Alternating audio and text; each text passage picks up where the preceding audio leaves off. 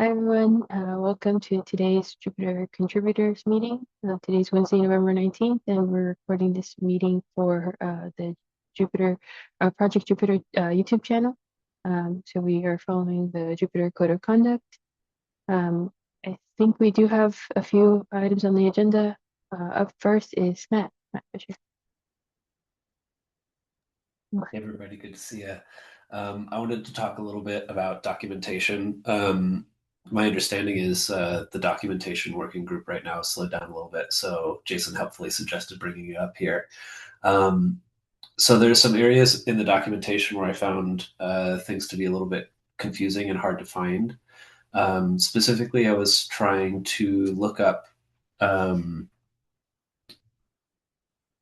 place where it was explicitly stated uh, why I would need to put my extension on NPM or when I could not put my extension on NPM. So I eventually came to an answer, but I found it wasn't explicitly stated in the docs. There was another question that I had, or confusion that I had around as I was kind of getting started as an extension developer, pre-built extensions versus source extensions. And source extensions are marked fairly clearly as deprecated, but there are a few other mentions in the docs where I kind of it made me wonder, like, do I need to know about this?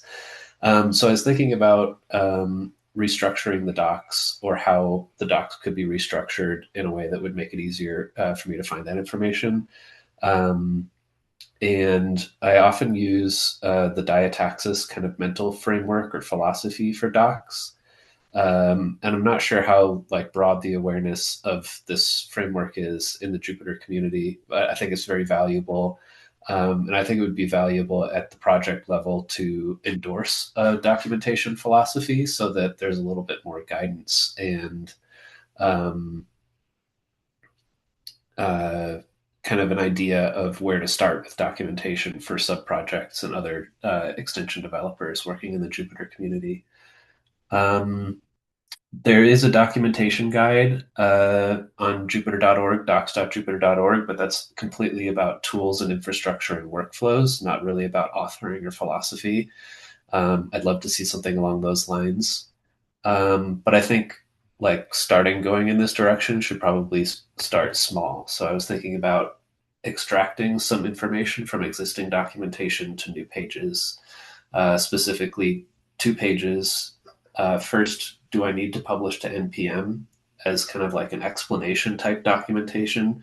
And then the other one would be source versus pre-built extensions. And that way we could update the extension developer guide to completely remove that information about source versus pre-built, only focus on teaching people how to do a pre-built extension.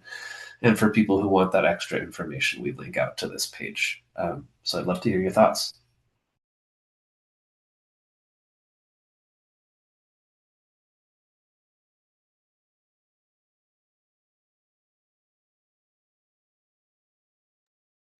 I think this is interesting. Could you maybe describe in a couple of words like the essence of the philosophy and what it would imply, like the adoption of the philosophy, I guess. Yeah. So I think diataxis is fairly commonly adopted across open source projects. For example, the Python official documentation adopted diataxis a couple of years ago. And it's kind of a way of thinking about how documentation is used. And it breaks down um, users of documentation into four kind of quadrants. It's kind of like a here, let me share my screen and show that because they have a nice, helpful image that will help me explain. So they've got this kind of like two axis diagram here where the stuff at the top is focused on action and the stuff at the bottom is focused on cognition. Stuff on the left is focusing on acquisition. The stuff on the right is focusing on application. So you've got tutorials, which are about learning and action. So tutorials are like something where you're guided step by step. You could think of the astronomy picture of the day as a tutorial. It's meant to be, the idea is that the user follows the tutorial very strictly, and they're supposed to be successful at the end. They're not supposed to be solving problems along the way. They're just doing what they're told. Um, a how-to guide is somebody who's a little bit more self-directed. That the audience is somebody who's a little bit more self-directed, but and they have a specific goal. So a how-to guide might be um, how to uh, how to depend on another extension or another plugin. Explanation is focused on understanding. Sometimes this is like historical information or context that they need to better understand a concept. Source versus pre-built extensions might be one of those things. And this is kind of information you don't want to have in a tutorial because a tutorial is action oriented. And then in the tutorial, you might link out to that explanation so that the user, if they're curious, can get to it. And then references like API documentation. This is strictly about information. The user has a very specific question they need answered, like, how do I use this function? Is that helpful? Was definitely helpful to me. Also, some nice links shared in the chat.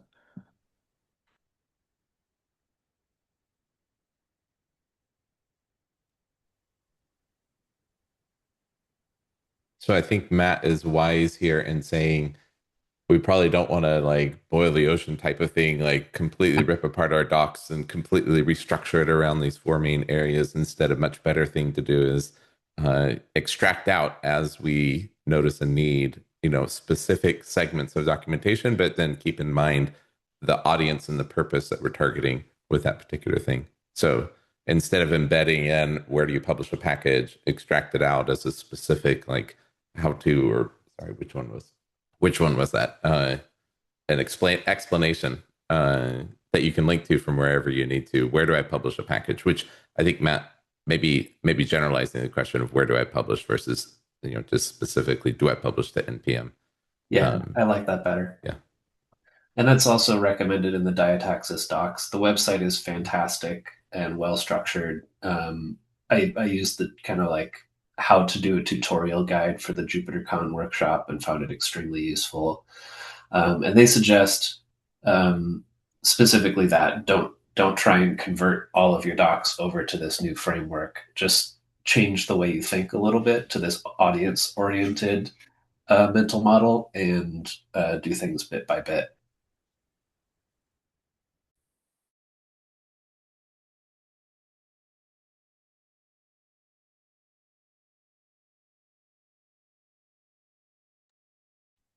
By the way, we are also tracking viewing statistics on our documentation these days, which is a proxy for the anecdotal evidence of is this effective or is this documentation effective? But we might look at the viewing statistics as we generate, say, smaller pages or smaller subsections to try to get some indication of is this helpful or people looking at it.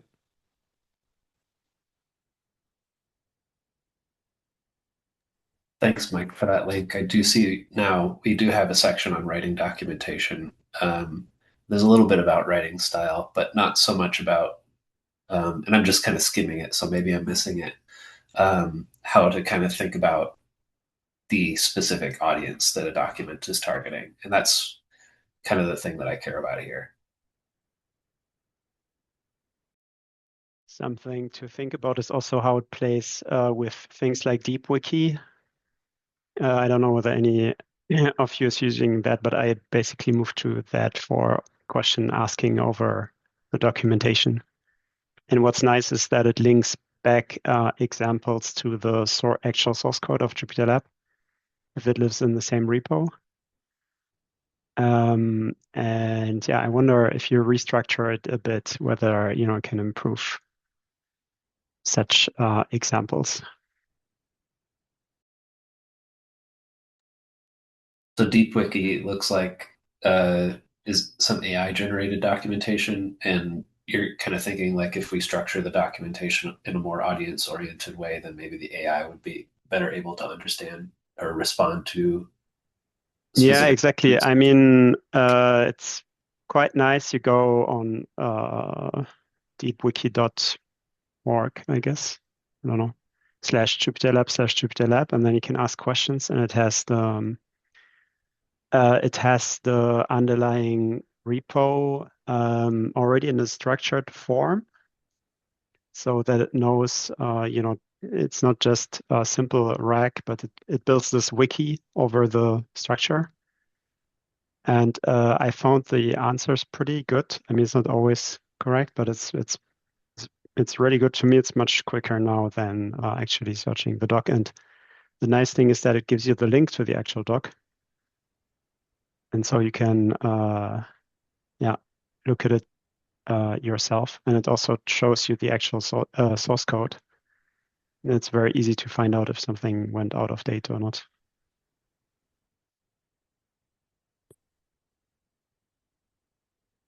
Pretty cool. Thanks for sharing about that. I wasn't aware of it. Actually, I don't know whether that's possible or whether we should do it, but in principle, you can add a deep wiki link to the README, and then it updates it, it indexes it automatically, because right now you have to trigger the indexing process every now and then.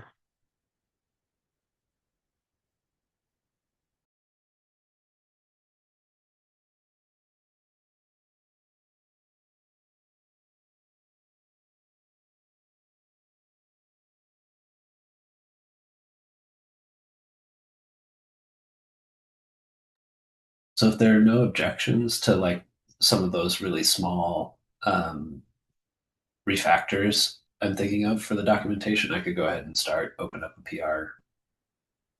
I don't know when exactly. I have a conference coming up, so it might be in the new year, but I can put it on my to-do list.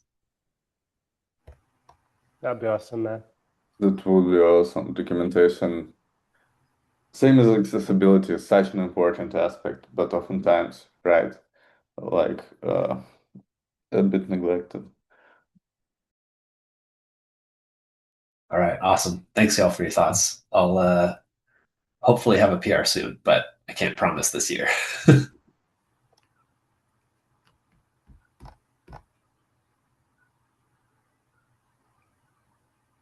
Awesome. Thanks, Matt, for sharing, and looking forward to seeing some updates to the documentation.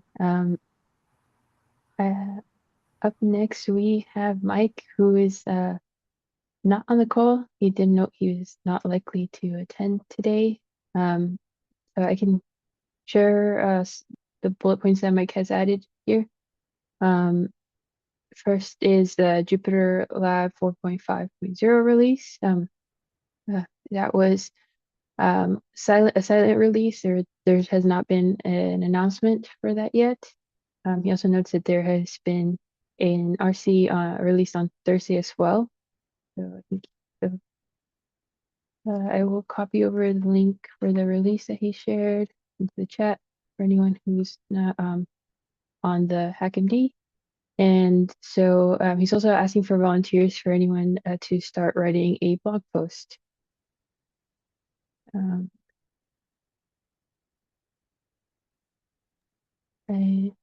Just out of curiosity, how does the writing drafts of those blog posts work? Where do they live? They live on Medium. I've helped out with one before, I believe. So you can just draft up the blog post. There are a few for reference, mentioning some of the new features or enhancements that have been added in the latest release, and then you can share here with the people on the team, get some feedback, and once that is ready to go, it can be submitted to the Jupyter blog for approval. And I think we can just reach out to the Jupyter Media Strategy Group for like a final overview and also a release. And yeah, Andre shared the email that we would typically use, for the JMS. I'm not sure if anyone has anything else to add there on that process. Just speaking of, oh, good. Yeah, but the content is mostly looking at the user-facing changelog and then kind of almost copying what we have there to the blog post, and then putting some stats at the end on like the contributors. And Rosio has a script now, I think, to to do this, right? Yeah. Yeah. So maybe we could use it for that blog post. Yeah, that would be great. Yeah, if no one's interested, I'd be happy to go through that. I think but if anyone wants to collaborate, that's also awesome, would be awesome. Just let me, like, I guess, yeah, I will write my name in there as well, but if anybody else is interested, I think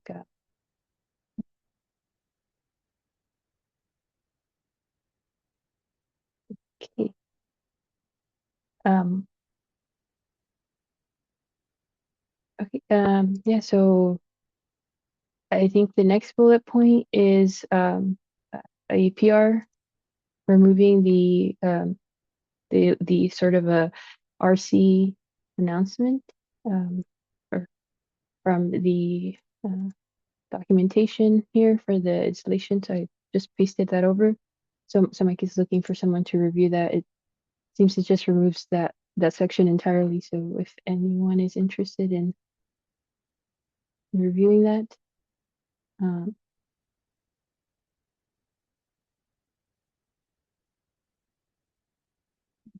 okay.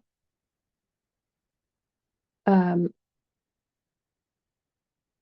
okay, we'll go on to the next point here, which is there's a there was a long-standing RTC related scroll to the top issue with Jupyter YDoc that was closed, and there was a Jupyter collaboration release, or there's an issue for Jupyter collaboration releases. So let me go ahead and copy the link here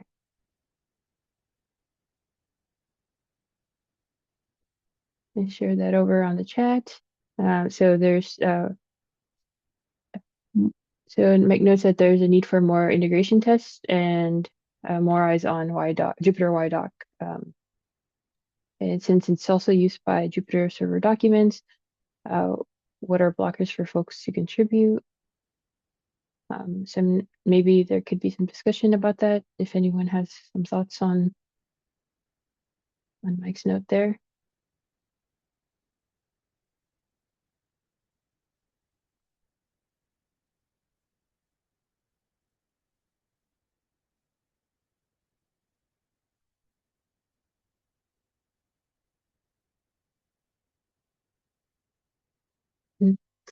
Maybe this would also be, I'm not sure if Mike attended the Jupyter AI call, but maybe that would also be a something to go over in the Jupyter AI call since it mentions Jupyter Server Documents. I think some of the folks that are present in the Jupyter AI call are contributors to Jupyter Server Documents.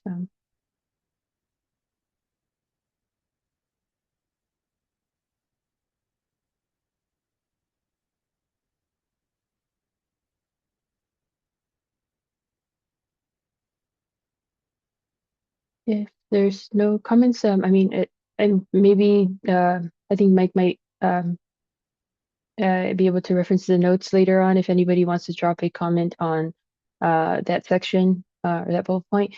Yeah, I think the last point that Mike has shared is that there are many PRs in lab that need review.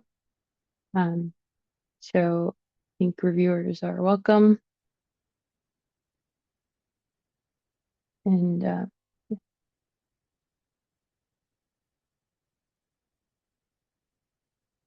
okay, and those are all. Oh, sorry, go ahead. I have a question about the need review. Just coming into this fresh. I see there's a label status needs review, but I don't think it's being used at all. So it's just whatever is open needs review. Yeah, I think from what I've seen, there have been some cases where that is used, and maybe it's not used all the time. But I think anything that's open and maybe doesn't have comments, or maybe even if there are comments, if you have any additional input, I think that's always welcome. And I think someone shared, someone shared in the notes as well, the triage board. That's also a good place to look for. I think that it identifies like PRs that have no like maintainer like interaction, or just no interaction at all, maybe. So yeah, I think maybe I see that. maybe that's helpful to kind of look at to guide like where you want to put your eyes first.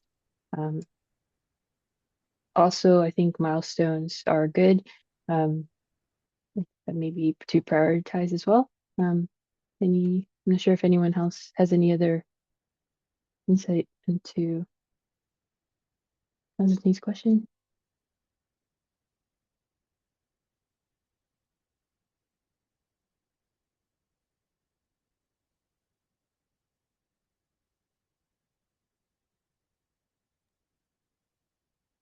Thank you. Triage board seems to be a useful resource.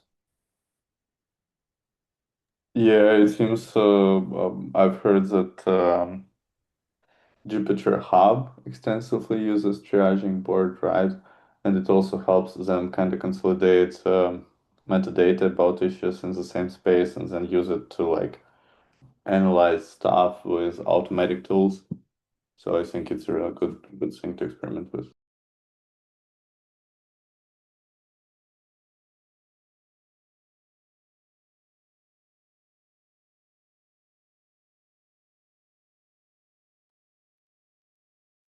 Awesome. Great. If there are no other thoughts on those comments, I think up next is Jeremy. Yeah, to follow up with the JupyterLab 4.5 release, we have the Notebook 7.5 release as well. It's also silent. Usually we announce both lab and notebook releases at the same time. But it's out there.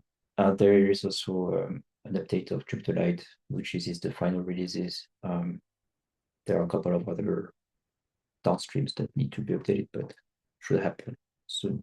So yeah, quick update from me on this. Yeah, and then once we have the JupyterLite final release, maybe look into updating the Try Jupyter website with this, so that people will get the content visibility fix for notebook scrolling, at least the bunch of other nice features. That's it.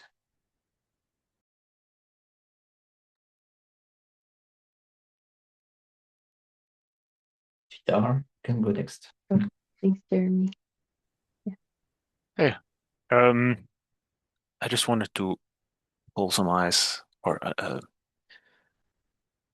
put your attention to the things that Zach talked about last week in this call, especially the Jupyter server kernel messaging changes, how to connect or how it manages the ZMQ connections to the kernels, and some of the channel tracking it does there. He's opened up a PR for that on the Jupyter server repo, so put a link to that in the notes. I will also, I also put them in chat. Of course, anybody's welcome to put some eyes on the technical part of it, but it would be particularly good if they're doing anything clever or maybe non-standard with the kernel messages, it would be good to see if this has any effect on the stuff they're doing. Because it's always hard to know exactly how people are using stuff that is out there. So just trying to spread awareness for it for that purpose.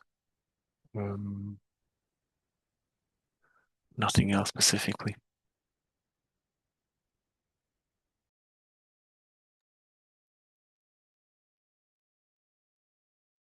Yeah, and since Zach isn't here, I don't think we should discuss this here on the call, but yeah.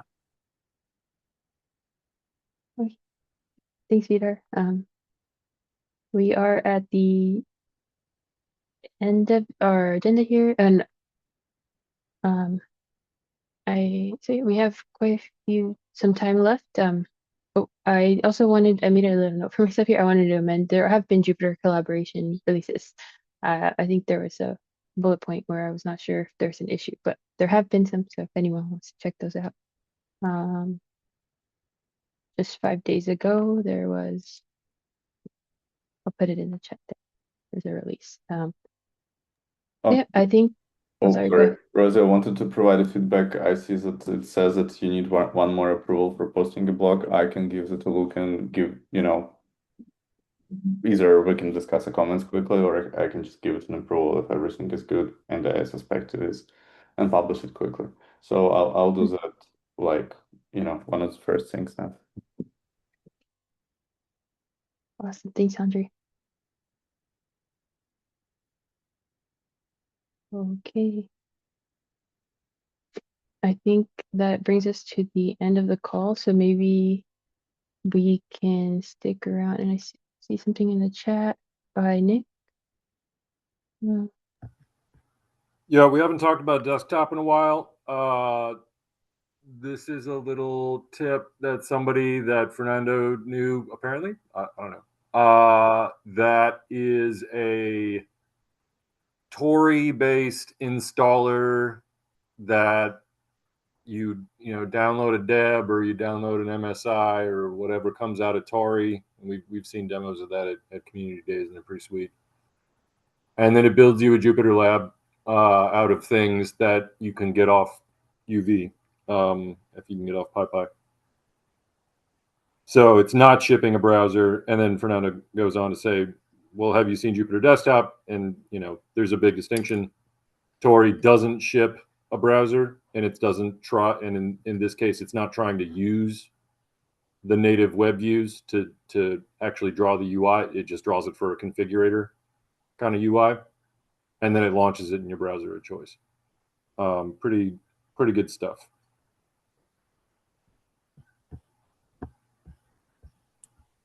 Though, PyPy, you can't get everything off PyPy, right? So there's that limitation, but still pretty neat.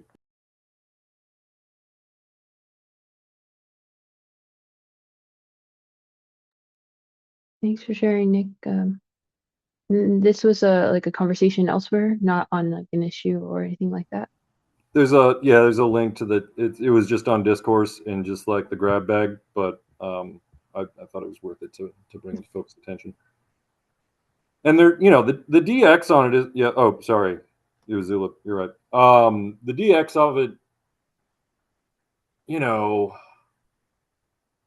a .deb or a .msi, you do have to have administrator privileges to install those things. So that's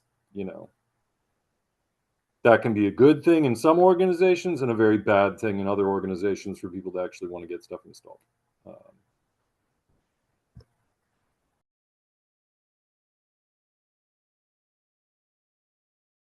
Oh, hey Rosie, I checked on the community on the blog post, so it was already published, right? So it doesn't need. Oh, right. Sorry. Yeah, I thought you were referring to like the upcoming release of blog post. So. Oh, okay. Yeah, Okay. sure. No, That I one. will give that a look ASAP as well. I just haven't reviewed this one, but other members reviewed it, so that's great that it's already published. I thought if it's not, we should take care of that ASAP. Cool, thank you. No, thank you. I will just take that as a reminder as well to mention that there is an upcoming community call on December 4th, which is a Thursday, and it would be taking place at the same time as the Jupyter Server and Kernels call was previously, which is 8 a.m. Pacific Standard Time. And I have the time conversions in the blog post. I could pull it up really quickly. Oh, I just sent it to the chat. Oh, thank you, Andre. Yeah, and there's a link there if anybody's interested in signing up. I think there's been a lot of cool activity that we found out about, maybe even in JupyterCon from other people. So if you have anyone in mind that you'd like to hear from at the community call, also please let them know that it's happening, just in case they are not aware. We'd love to see people sign up and share their work.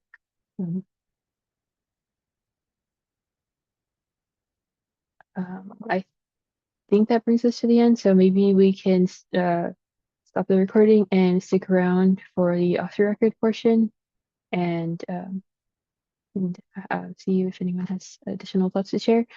That sounds good.